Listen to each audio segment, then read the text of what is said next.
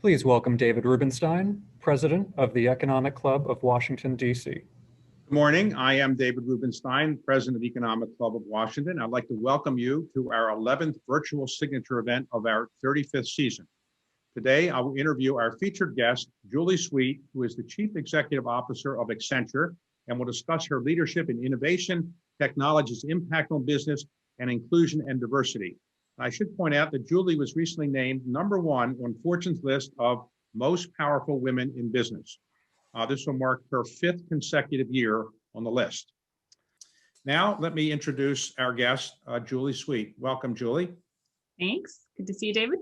So just briefly, we'll cover her background a little bit in the course of the discussion, but just for people who may not know, Accenture is an extraordinarily large company. It is a company now with a market value of $164 billion, $44 billion in revenue, and believe it or not, 506,000 employees around the world. Julie is a person who is trained as a lawyer.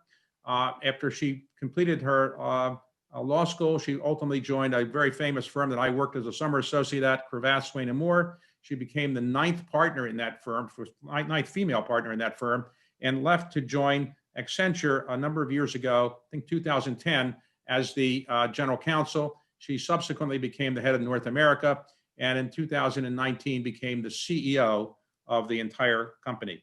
So welcome, Julie. Thank you very much for giving us time today. Thanks. I'm looking forward to it. By the way, who came up with the name Accenture? I looked up the word in Roget's thesaurus in the dictionary. I didn't see any Accenture word. So where is that word coming from? You know, it is such a great question. When we were splitting off from Anderson Consulting and needed a new name, I wasn't here at the time, but I've heard the story. We spent a lot of money with, sort of the marketing folks on Wall Street. And we also ran a contest among our employees. And in the end, there was a young man named Kim in Norway. And he came up with the name. It said it means accent on the future. And the vote was overwhelmingly for Kim's name. So we're eternally grateful to that. And we have a very valuable brand today. Explain this to me. Private equity has grown pretty nicely over the last 20 years or 30 years or so, enormous growth, which of course deserved, no doubt. But why is it that consulting has grown even more rapidly? What is it that people need consultants for? What do consultants actually do? You know, that is such a great question. You know, it's hard to imagine a higher calling than private equity. But if there is one, it is definitely consulting. And in fact, many private equity firms use us. And that is, it's all about solving problems. And, you know, in today's world, if you want to move with speed, you have to be willing to partner with others. You know, I talk about at Accenture that one of the most important leadership qualities is humility.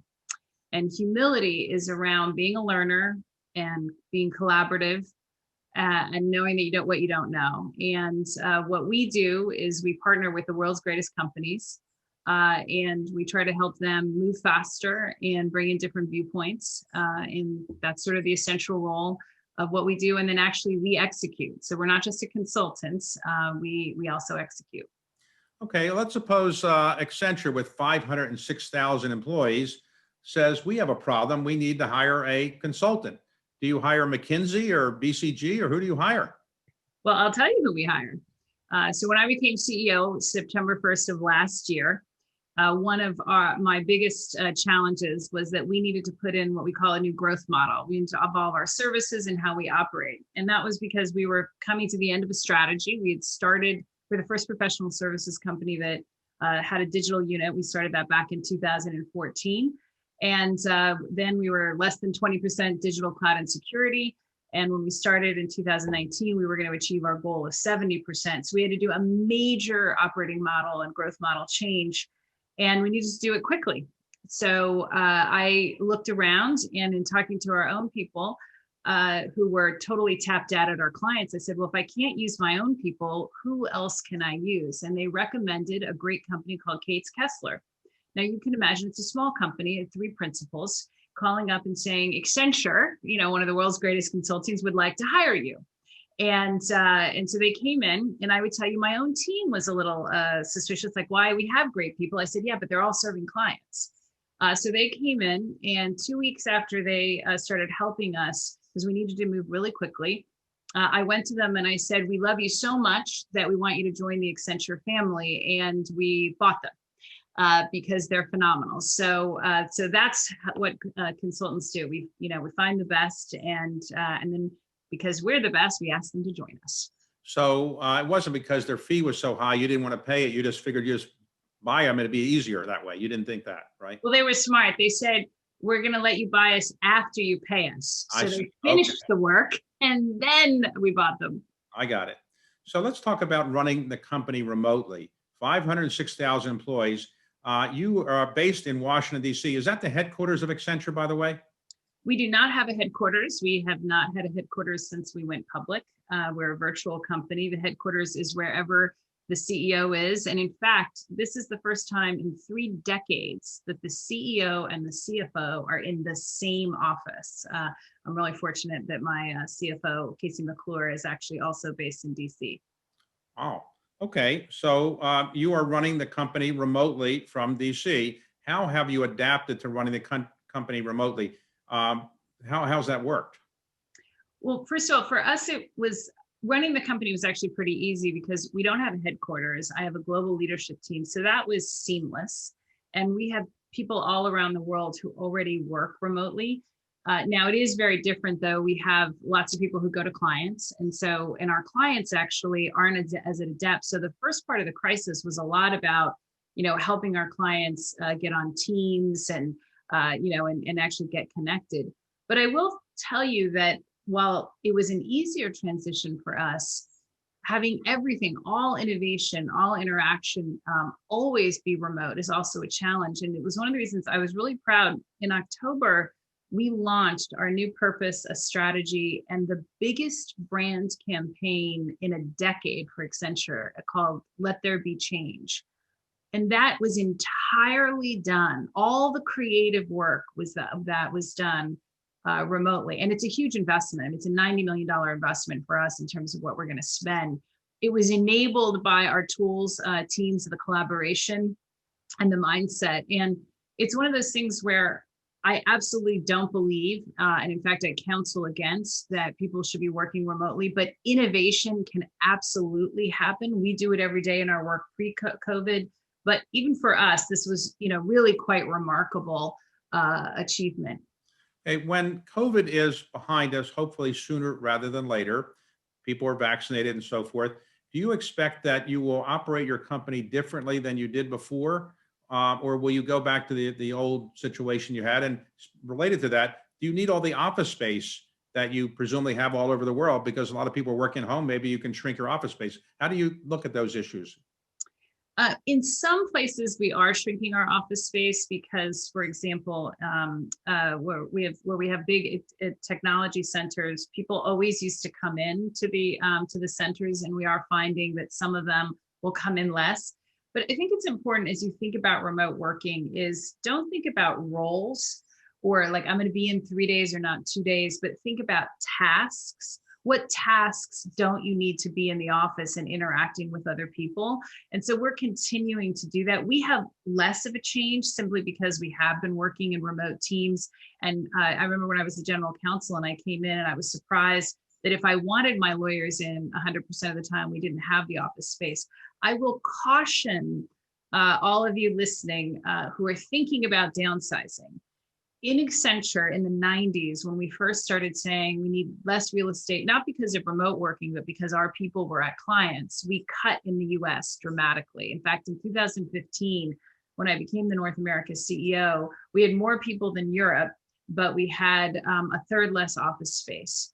And the issue with that is that culturally, people need to collaborate. And actually, the young people who are most digitally savvy want to be in. Now, they want different kind of space. They want space that allows them to actually collaborate and be together. COVID's been a little bit challenging, of course, for that. And it's a lot harder to build back. And so, if you actually think that your people never need to come in, then ask yourself 3 questions.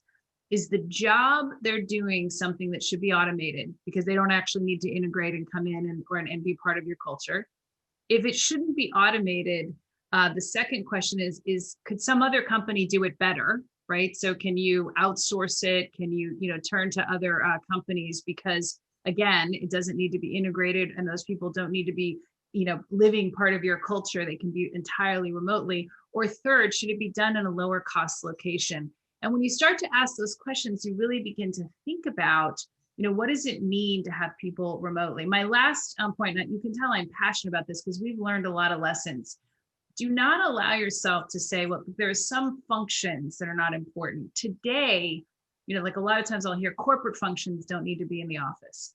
Well, if your corporate functions are not part of your teams, then you're not going to have business leaders driving the corporate functions. And for us, finance, HR, those are all core to our business strategy.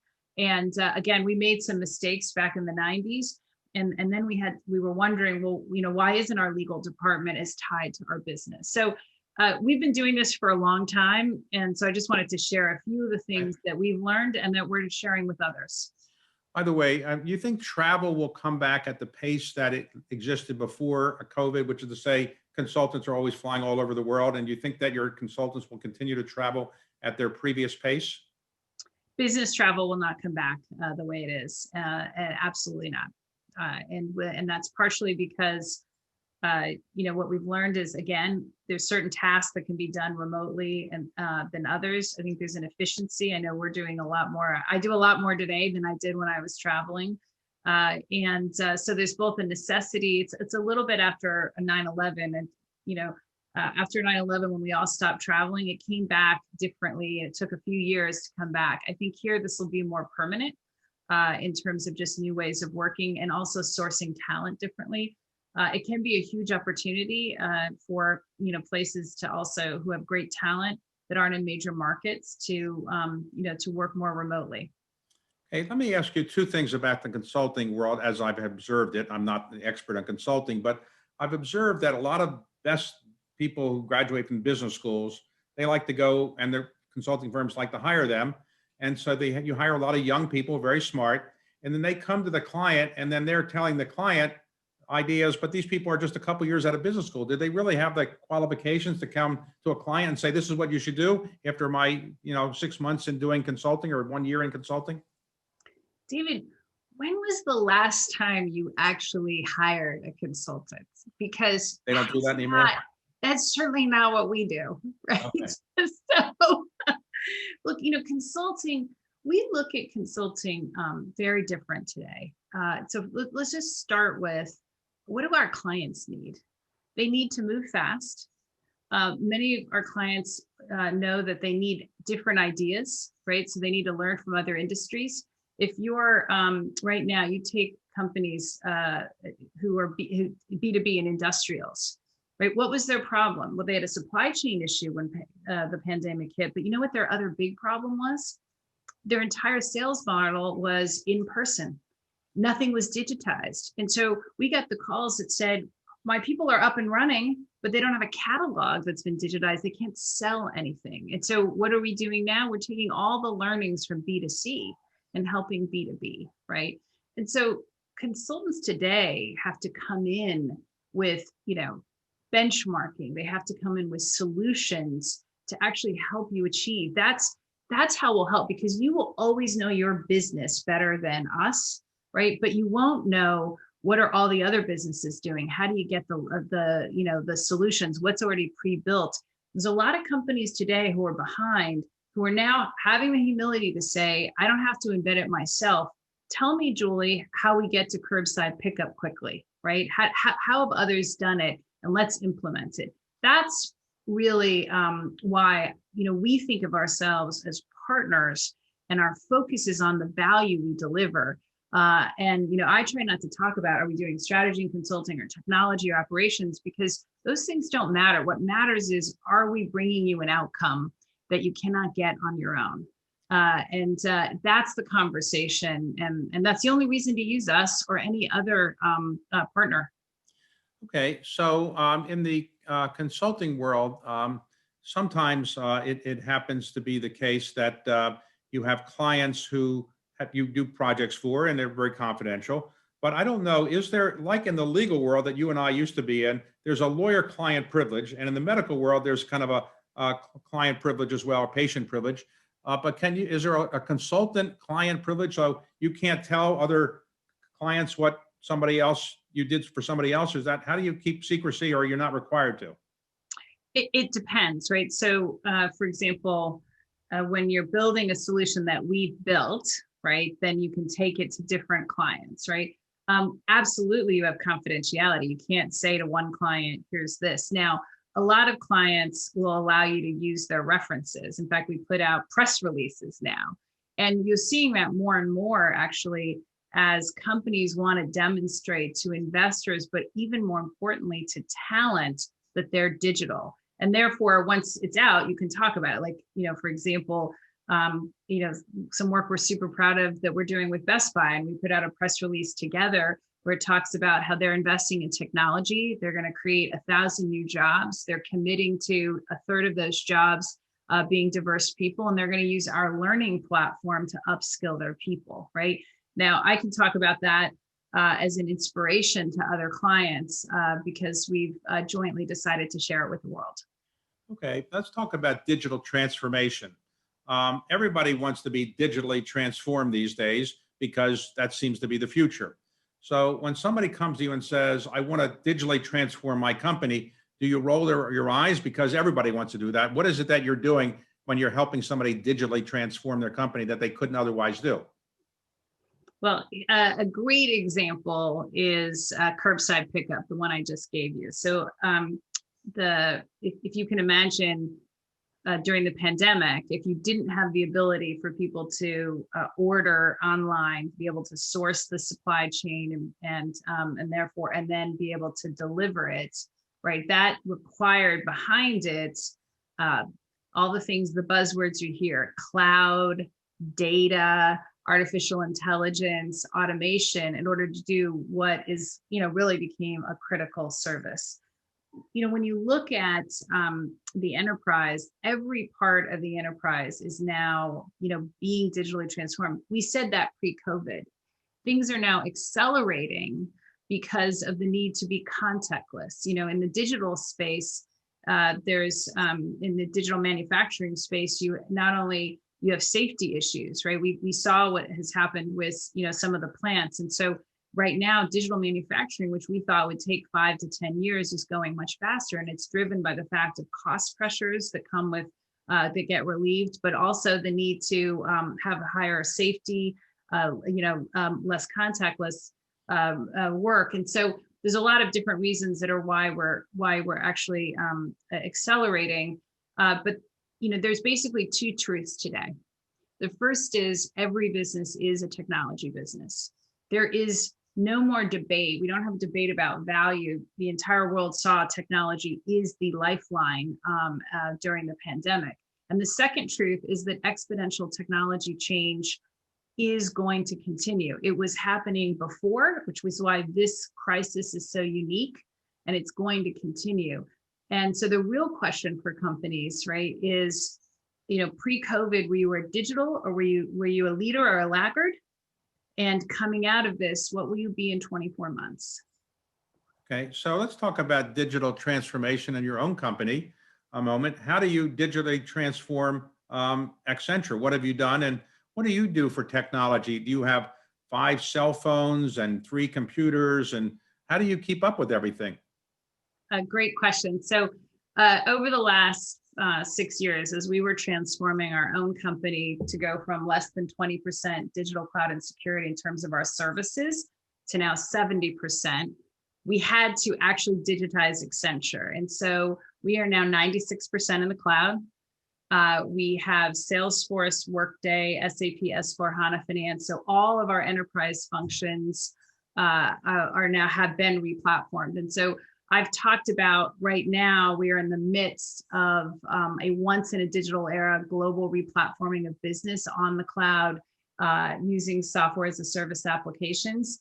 And Accenture is there today. And you'd expect us to be a leader. And, what does that mean? Why is that relevant? Well, it's allowing us to pivot very fast, whether it is when we spot a new opportunity like remote collaboration to be able to drive campaigns, using the features of like a Salesforce, whether I talked about the marketing, the new brands, that was completely enabled by Office 365, the other suite that we're on, which has been part of our digital transformation. And so it allows us to be much more agile in driving our business and continuing to change despite the fact that we've been in a pandemic for the last 9 months. So describe how the CEO of Accenture manages her day. You've got 506,000 employees. I don't think there are that many companies in the United States that are privately owned, or private sector companies that have more employees. Maybe Walmart, maybe Amazon, but I'm not sure who has more than those two other than you. So how do you manage 506,000 employees around the world? How do you keep up with everything? And do you have a board of directors you have to meet with? And how do you manage it? And tell us your typical day. So we are a public company, so we have a board. Well, I will tell you that my typical day has changed in the pandemic because it used to be I traveled all the time. I'm now incredibly efficient, and I start early. So when I was growing up, my mom grew up on a farm, so she was an early riser. So can you imagine being in high school and Sunday going to church? We had 6:30 a.m. mass as a high schooler. Okay. I was really popular when my parents used to call me in college about 7 a.m. So that was a lot of fun. So I start most days actually with calls at 5:30 a.m. so that I can catch APAC or Europe. But I finish most days by 6:30 so I can make sure to have dinner with my daughters. Okay. And my husband. He matters too, but mostly my daughters. Okay, well, let's talk about for a moment your background. You mentioned you're growing up. So where did you grow up? I grew up in Tustin, California. And when you drive into Tustin, that's in Orange County, there's a little sign that says, work where you must, but live and shop in Tustin. So that's where I grew up. I think it's changed. It says Julie Sweet grew up here. That's probably what it says now. But okay, so you grew up there. And what did you want to be when you were younger? I hesitate to tell you because it'll take you into a whole thing, but I did think that I wanted to be president when I was younger. But then I got religion. I did not see the higher calling of private equity, right? But I was clear that being a lawyer was the place to be. What made you think that somebody who'd been in the business world could actually be president of the United States? How did you come up with that idea? Remember, that was before I decided to go into business. Okay. I went to law first. All right. So you went to college at Claremont, right? Yes. And then at college, what did you major in?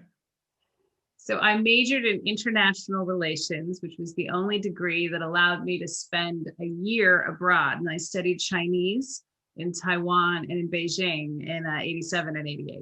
And you are now a reasonably fluent Mandarin speaker? I'm a decent Mandarin speaker. When I was in China in November, I studied up and I shocked my 17,000 people and gave a 15-minute memorized speech in Chinese. But it's hard to keep up. And I'm sure I sound like a kindergartner, but I would fool you, David. So when you graduated, did you immediately decide you wanted to go to law school then? I did. I did. I'll tell you a funny story. I was a senior in college, and my professor called me in. He was doing a recommendation, I think, and he sat me down and he said, "Have you ever met a lawyer?" And I said, "No." And he's like, "Before I let you go to law school and incur a lot of debt," he goes, "you have to meet a lawyer." So he introduced me to one of his friends who was in one of the big Orange County firms. And of course, I was young and I absolutely was going to go to law school regardless. But I remember that. And I was very fortunate because I loved law school. I went straight through. I'd spent a year abroad, so I didn't feel the need to, have kind of a gap year. I went straight through and then I went to Kravath.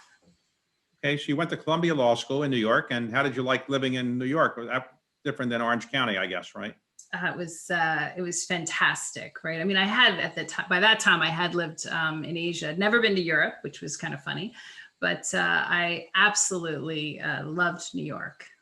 Now, for those who are not lawyers, they may not know that Kravath, Swaine and Moore was among maybe the one or two top law firms in New York. Some would say at Kravath, it was the top for sure. A very famous law firm, a long history. I was a summer associate there, and it may have gone downhill after I was there. I don't know. But in any event, why did you go to Kravath, which was, I would say, maybe not viewed by some as being quite as progressive as some others? Well, that's putting it mildly. I remember I interviewed at Kravath, and they had this amazing thing where you got an offer at the end, and everybody knew that. And so people, in law school, they know who you're interviewing. And I came back and I got an offer, and it spread like wildfire because it was a big deal back then.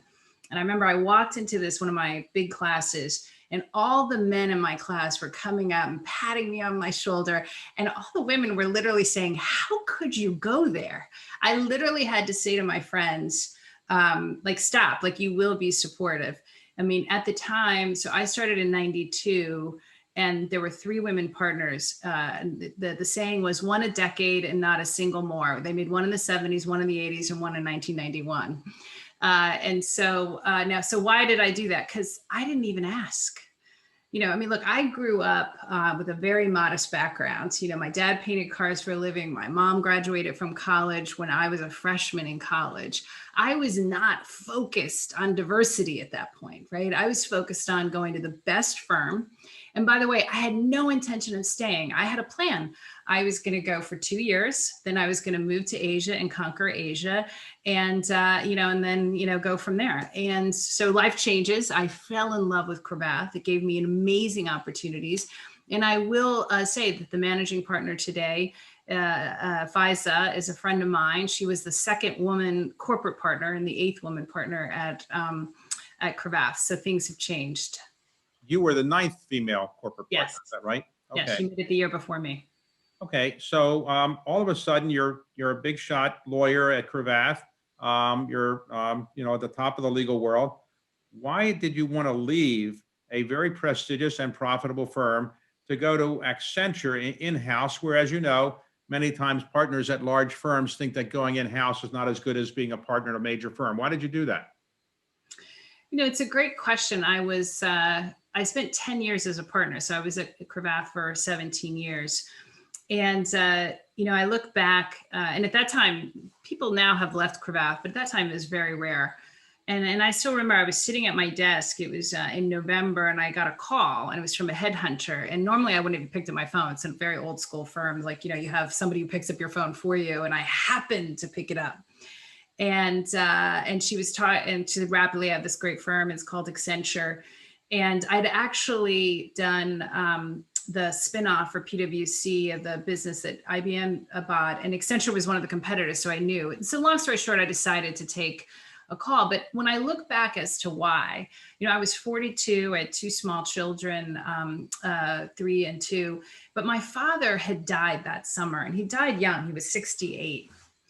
And I really believe that had something to do with my sort of willingness to say I was 42 years old. I was a successful partner. I could see my future. I talk about this, right? I could see where I was going, and I was like, I don't want to see my future. And not in a bad way. Kravath is an amazing place, but I wanted to challenge myself and do something else. And so I took a meeting, and we had an amazing CEO at the time, Bill Green. And he said to me, use this line if you're ever trying to recruit a lawyer. He said, "I'm not looking for a lawyer," which is kind of funny because he was hiring a general counsel. He said, "I'm looking for a business leader with legal experience." And it made me feel challenged. And, when I joined Accenture, it wasn't that I was joining to become CEO. But I didn't think of myself as a lawyer, but as a business leader. And one thing which I haven't shared often is the night he gave me the formal offer to be general counsel, he did say to me, my mental model was someone who could be CEO. And that always stuck with me, not because I was trying to be CEO, but I was like, and so your words as a leader can really matter, right? And when I joined Accenture, I joined with that mindset, and mindset can be everything. And here I am today. So I imagine it's like, a child goes to his or her parents and says, I'm going to marry somebody you probably don't like, but I'm going to go do this. So you went back to the Kravath partners and said, guess what? I'm going to get married to Accenture. What did they say?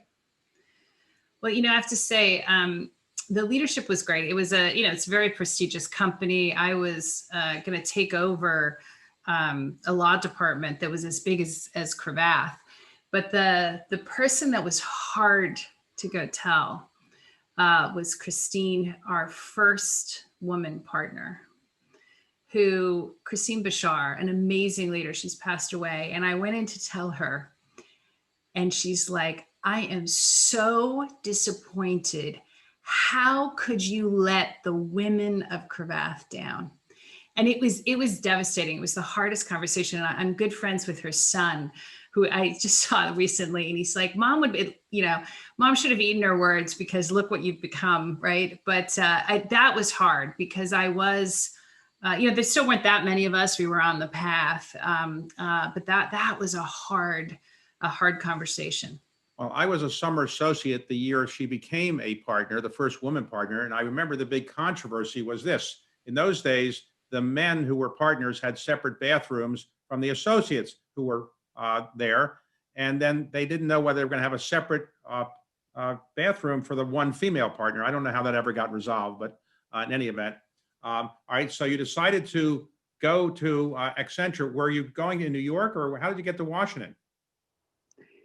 So I got married, but I'm going to tell you one quick private equity story. In 2006, not for the Carlyle Group, I was working for a private equity firm that doing some amazing work. And on the first floor, their main floor, they had a bathroom for men, but you had to get the key and go down the hall to the communal bathroom if you were a woman. Now that has changed, but anyway, things took a while. But so how did I get to Washington? Yes. I got to Washington because my husband, Chad, had co-founded the Chertoff Group that was here. And when I left Kravath, which was in New York, we had been a 6-year commuter marriage.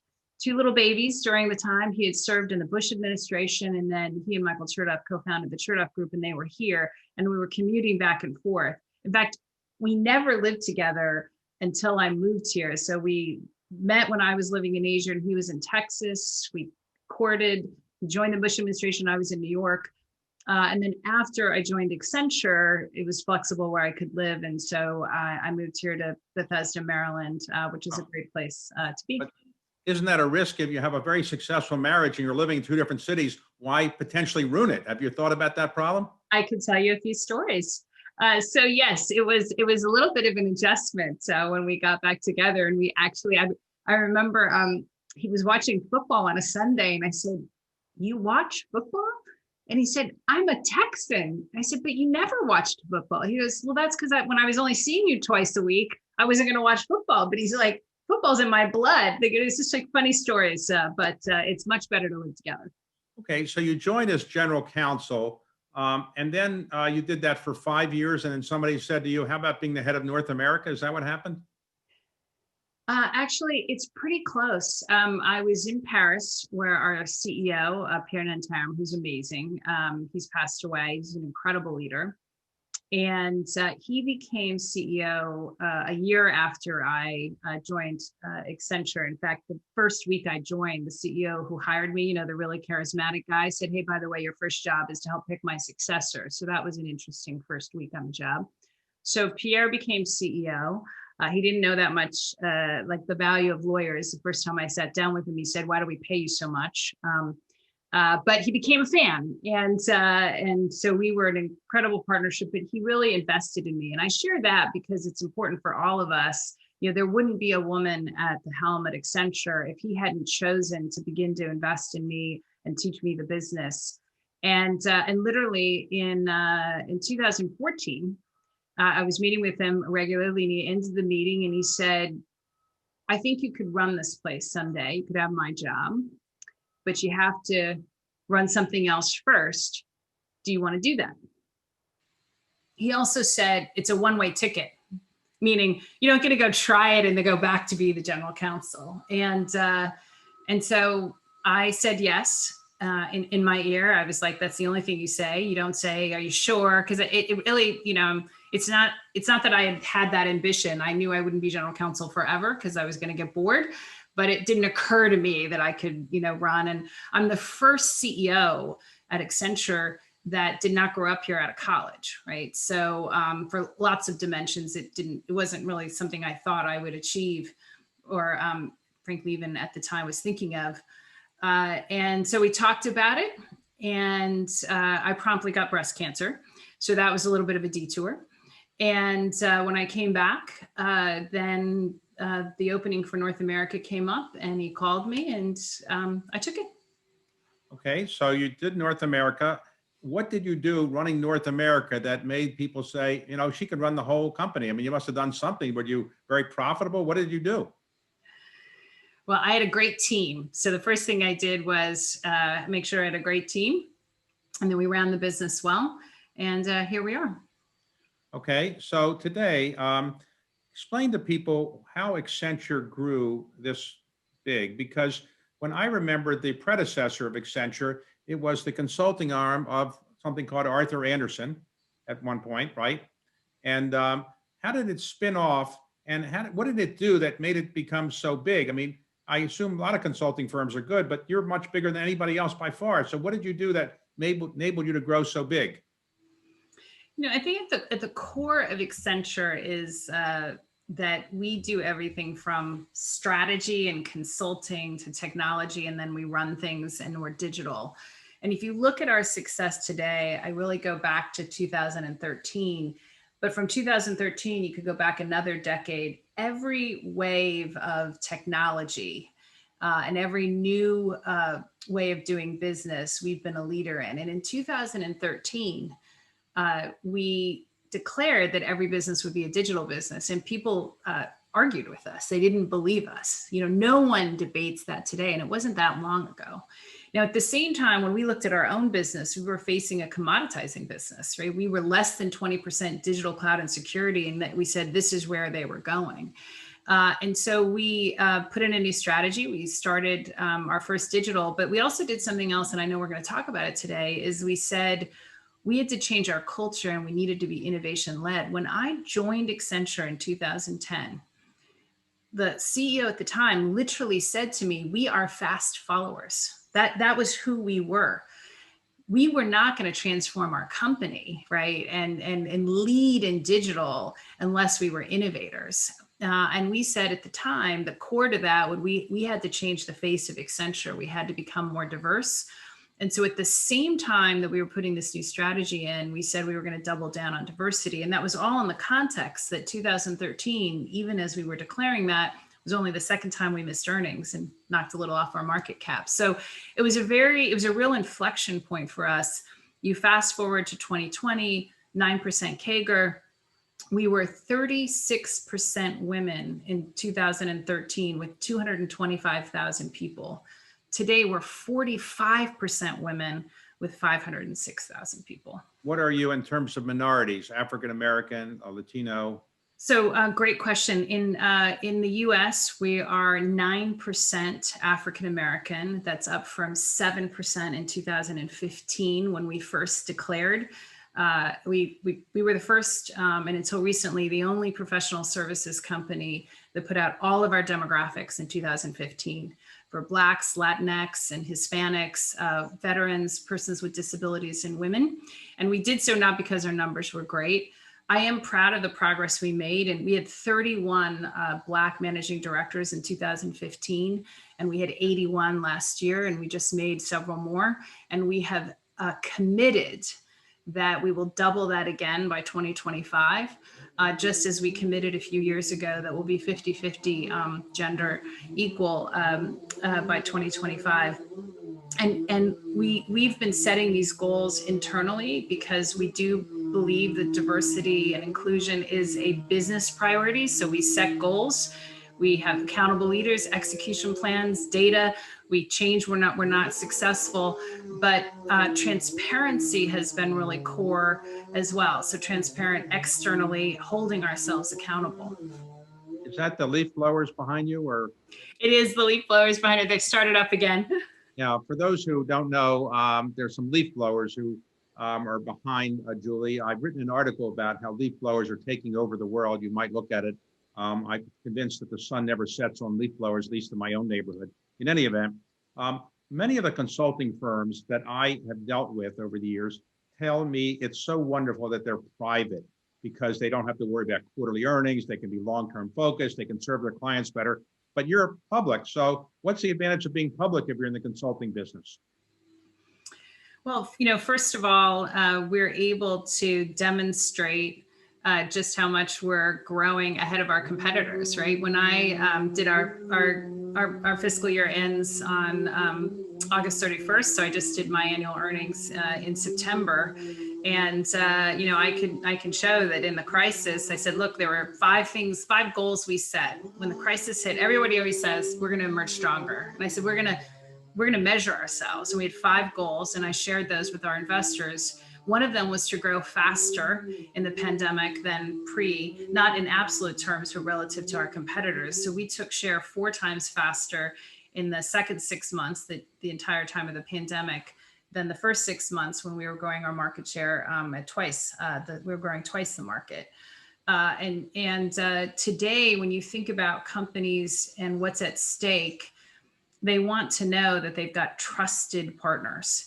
And some of that, a great deal of that trust comes from being able to know that you're with a client, you're with a partner that has the liquidity, that has the talent, that measures itself and holds itself accountable. And very importantly, is a very responsible business, both in how we serve our clients and how we operate. And, people can say a lot of things about quarterly and how that drives, but we always run our company for the long term. But the transparency of being a public company builds confidence. So as I mentioned earlier, you've been voted the #1 most powerful woman in the world of business. And I think men and women together, you're in the top 15 or something like that. So does that mean that your children listen to you more, your husband listen to you more because you're the most powerful woman in the world in terms of business, or what's the impact of that? Absolutely no impact at home. That's pretty clear. In fact, I remember one time I was in the New York Times, the corner office, David Gellis's thing, huge picture. I normally don't show my children anything, and I thought, oh, this is a nice picture. I'll show them. I lay it out. The kids come in. I came up from downstairs. They had pushed the paper to the side because it was in the way of making slime, and I said, hey, what'd you think of Mom's picture? They're like, what picture? I'm like, okay, that's the last time I'll share that. So they're not impressed. Okay, so I assume your high school classmates must be impressed, or you get calls from them telling you that they knew that you were going to be successful all the time? By the way, they have their resume they send to you. You get a lot of that? I'm very grounded, and my friends keep me grounded. Let's say that. What about your mother? Does she call you and give you advice about how to run Accenture? No, but my mom is amazing. Just think about where I am today. So imagine my mom, right, who had 3 kids. She worked part-time. She went to community college. Then she transferred to Cal State Fullerton, and she graduated. If you think about, my father, who, worked during that time, supported his wife in school, learned how to cook. We have great stories about how bad that was at the beginning. They're incredible role models, right? And I wouldn't be here without their work ethic and their belief. They always taught me I can be anything, right? Now, they were tough, right? Because they said you can't have it as an excuse that you didn't come from money or anything. But they spent time with us.